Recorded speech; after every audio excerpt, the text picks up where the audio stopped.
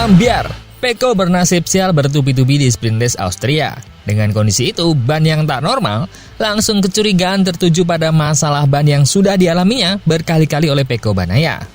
Apakah Pecco mendapatkan ban yang cacat pabrik? Dan akhirnya bos Yamaha memberikan petunjuk tentang tahun depan yang Yamaha sepertinya fix akan menggunakan V4 untuk musim 2026. Ini berarti mungkin pengujian wildcard akan segera turun untuk pengetesan tersebut. Dan juga Marc Marquez mengatakan bahwa mendapatkan bantuan dari sang adik sehingga bisa menang. Bantuan apa ini? Dan Acosta tebar ancaman bahwa KTM bukan kebetulan menang. Dengan sayap yang mirip dengan Ducati kini menjadi ancaman dominasi Ducati. Seperti apa berita lengkapnya? Yuk kita bahas.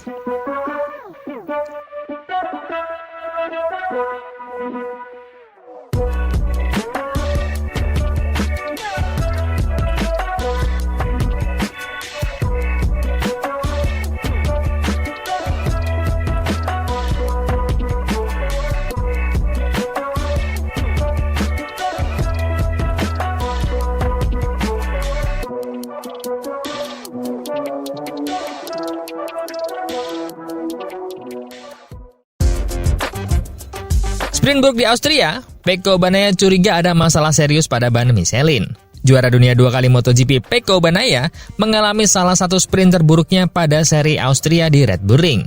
Meski tampil kompetitif sepanjang akhir pekan dan bahkan disebut oleh rekan timnya Marc Marquez sebagai ancaman serius di balapan utama hari Minggu, Bagnaia justru menghentikan sprint setelah hanya 8 putaran. Bagnaia memulai balapan dari posisi ketiga di grid, namun startnya langsung bermasalah. Ban belakang motornya berputar liar, membuatnya terlempar jauh ke posisi ke-14. Situasi semakin memburuk ketika dia keluar jalur di tikungan 1 pada putaran ke-8. Dengan motor GP25 miliknya, terlihat bergujang keras di lintasan lurus. Indikasinya adalah adanya persoalan teknis serius. Dalam penjelasannya setelah balapan, Bagnaia mengungkapkan bahwa ban lunak belakang yang dipasangnya sudah terasa aneh sejak warm-up lap. Hanya dalam 3 putaran awal, ban tersebut sudah habis total. Kondisi ini bukan hanya mengganggu traksi, tapi juga menimbulkan guncangan hebat yang berdampak pada sistem pengereman. Bahkan, bantalan rem depan sempat terdorong ke belakang akibat efek getaran. Sulit dijelaskan dengan baik. Sejak lap pemanasan, saya sudah merasa ada yang aneh di ban belakang. Saat balapan dimulai, roda belakang langsung banyak berputar. Setelah 3 putaran, ban belakang benar-benar habis. Motor saya berguncang parah di lintasan lurus, dan saya harus berhenti karena sampai tikungan pertama, saya sudah kehilangan rem depan. Sejujurnya, tidak ada yang berjalan sesuai rencana di sprint ini. Saya hanya menunggu penjelasan dari Michelin. Meski saya yakin mereka sendiri belum tahu apa yang sebenarnya terjadi. Tapi bekerja sama akan membantu kita menemukan jawabannya. Kegagalan ban yang begitu cepat habis dan menimbulkan guncangan abnormal membuka kemungkinan bahwa Bagnaia mendapatkan ban cacat dari Michelin. Hal ini bukan hal baru, mengingat musim lalu, Bagnaia juga pernah mengalami masalah serupa di Grand Prix Emilia-Romagna. Dalam dunia balap, ban merupakan faktor paling vital, dan sedikit saja kegagalan produksi bisa berakibat fatal. Dengan standar tinggi Michelin, sebagai pemasok resmi, kejadian seperti ini seharusnya sangat jarang terjadi. Namun, kasus Bagnaia menimbulkan tanda tanya besar. Apakah ada kesalahan distribusi, atau benar-benar terdapat ban yang tidak sempurna dalam batch-nya yang diterima? Hingga kini, Michelin belum memberikan komentar resmi terkait insiden tersebut. Publik pun menanti klarifikasi. Sebab, masalah ban bukan hanya soal performa, tapi juga menyangkut keselamatan pembalap di lintasan. Tapi, seperti yang sudah-sudah, biasanya Michelin akan memberikan tanggapan bahwa tidak ada cacat dalam produksi. So, siapa yang benar, tim Ducati atau Michelin, hanya di antara mereka yang tahu kebenarannya. Kabar kedua, ada kabar mengejutkan dari Yamaha yang katanya hampir sudah dipastikan untuk keputusan mesin V4-nya tahun depan. Yamaha menyatakan komitmennya penuh terhadap pengembangan mesin V4 untuk proyek MotoGP dan menyebutkan bahwa keputusan terkait penggunaan dalam balapan akan segera diambil. Hal ini disampaikan oleh Direktur Pelaksana Yamaha Racing, Paul Pavesio, yang mengatakan bahwa pihaknya sudah sangat dekat dengan keputusan akhir. Sejak diberlakukan regulasi mesin 4 tak di MotoGP tahun 2002, Yamaha telah secara konsisten menggunakan konfigurasi mesin 4 silinder segaris. Namun pada tahun 2024, pabrikan asal Jepang ini mulai mengembangkan mesin MotoGP pertamanya dengan konfigurasi V4. Selama musim 2025, mesin V4 ini telah diuji coba oleh pembalap resmi Yamaha yakni Augusto Fernandez dan Andrea Dovizioso. Mesin tersebut juga direncanakan akan dicoba oleh pembalap utama Yamaha dalam sesi uji coba pasca balapan di sirkuit Misano pada bulan September mendatang. Lebih lanjut, terdapat kemungkinan bahwa mesin V4 ini akan digunakan dalam kesempatan wildcard pada akhir musim 2025. Augusto Fernandez yang telah menjalani 2 balapan wildcard musim ini, yakni di Aragon dan Grand Prix Ceko, disebut sebagai kandidat utama untuk menjalankan uji coba tersebut dalam kondisi balapan sesungguhnya.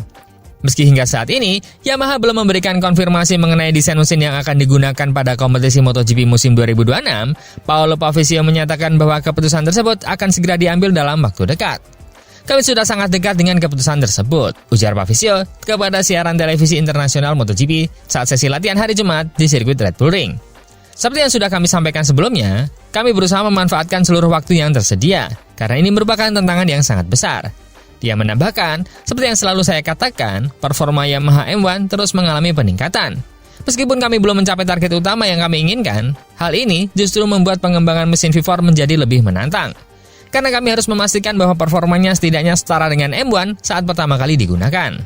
Ini adalah proyek pengembangan yang sangat kompleks, namun kami berkomitmen penuh untuk mewujudkannya. Pavesio juga menekankan bahwa waktu pengambilan keputusan sangat krusial. Kami semakin dekat dengan keputusan final. Juga karena memang keputusan tersebut harus segera dibuat agar kami benar-benar siap menghadapi musim kompetisi tahun depan, sesuai dengan harapan kami. Berita ketiga, Marc Marquez kembali meraih kemenangan dalam sprint race MotoGP, kali ini di Red Bull Ring, Austria. Namun, sang pemuncak klasemen sementara itu mengakui bahwa keberhasilannya tidak lepas dari kesalahan yang dilakukan oleh adiknya sendiri, Alex Marquez, di lap-lap terakhir. Marc Marquez yang membela tim pabrikan Ducati start dari posisi keempat setelah mengalami kecelakaan saat sesi kualifikasi. Meski begitu, dia berhasil mencetak kemenangan sprint ke-6 secara beruntun dan ke-12 sepanjang musim 2025. Dia finish 1,180 detik di depan Alex Marquez yang membalap untuk tim Gresini Ducati. Alex sebenarnya tampil impresif, memimpin selama 9 lap pertama setelah start di posisi kedua. Namun di lap ke-10, sebuah kesalahan kecil saat keluar dari tikungan 2 membuatnya kehilangan momentum, memberi celah bagi Marc Marquez untuk menyalipnya di tikungan 3. Marc sendiri secara jujur mengakui bahwa peluang menyalip adiknya sangat kecil tanpa adanya kesalahan tersebut. Dia, Alex Marquez, sangat cepat. Saya tidak lebih cepat darinya dan tidak cukup cepat untuk menyalip. Jadi, saya memilih untuk mengikutinya saja, ungkap Marc Marquez kepada MotoGP.com. Tapi pada akhirnya, dia melakukan kesalahan kecil di tikungan 2B. Tanpa kesalahan itu, saya tidak yakin bisa menyalipnya. Itu adalah bantuan kecil dari adik saya, ujarnya sambil tertawa.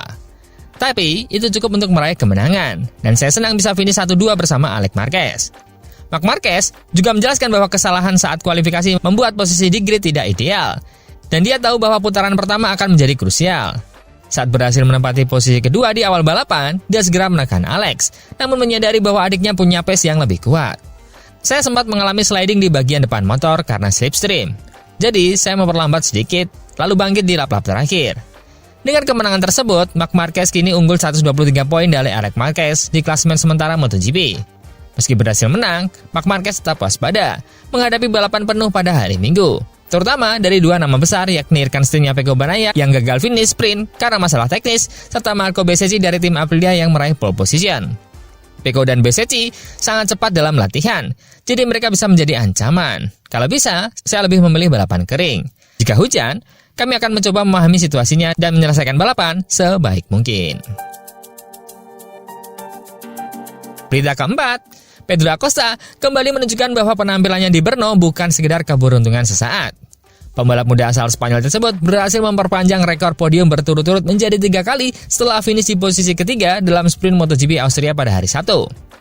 Mengandalkan peningkatan signifikan dari fairing baru pada motor KTM yang memberinya kemampuan menikung yang lebih baik, Acosta sempat tampil agresif dan bersaing di grup terdepan. Namun, insiden kecil saat bagian depan motornya tergelincir di tikungan terakhir sesi kualifikasi membuatnya harus start dari posisi ke-7 di grid. Meski demikian, Acosta langsung bangkit pada lap pembuka dengan menyalip beberapa pembalap hingga naik ke posisi keempat. Tak lama kemudian, dia berhasil melewati Marco Bezzecchi dari tim Aprilia dan mulai membuntuti 2 bersaudara Marc Marquez dan Alex Marquez yang memimpin balapan. Walau sempat mampu menjaga jarak dengan para pembalap Ducati di depannya, Acosta akhirnya menghabiskan putaran-putaran akhir dengan bertahan dari tekanan Bezzecchi untuk mengamankan posisi ketiga. Saya sangat menikmati momen ini, kata Acosta. Awal musim ini sangat berat bagi kami. Tapi sekarang, dengan peningkatan performa dan hasil yang mulai positif, kami hanya perlu menikmatinya dan tidak terlalu banyak berpikir. Kami mulai menemukan konsistensi dan juga rasa percaya diri yang sempat hilang. Perbandingan performa Acosta tahun ini dengan musim sebelumnya menunjukkan perkembangan yang luar biasa. Dia mencatatkan waktu putaran balapan 17 detik lebih cepat dibandingkan tahun lalu, saat hanya mampu finish di posisi ke-10. Tahun lalu, saya bahkan kesulitan untuk masuk 10 besar. Sekarang kami bisa menyelesaikan balapan dengan baik. Dan itu berkat kerja keras tim.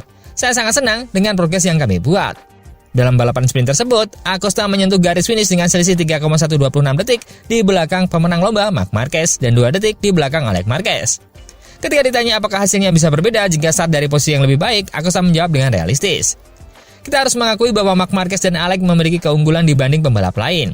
Jadi saya rasa kami harus puas dengan hasil ini. Apalagi jika kita mengingat betapa buruknya performa kami di awal musim. Karena itu, kami harus bisa menikmati hasil yang sudah kami capai. Acosta juga menyoroti pentingnya start yang baik sebagai kunci performa di balapan penuh hari Minggu. Dalam beberapa balapan terakhir, kami cukup bagus saat start.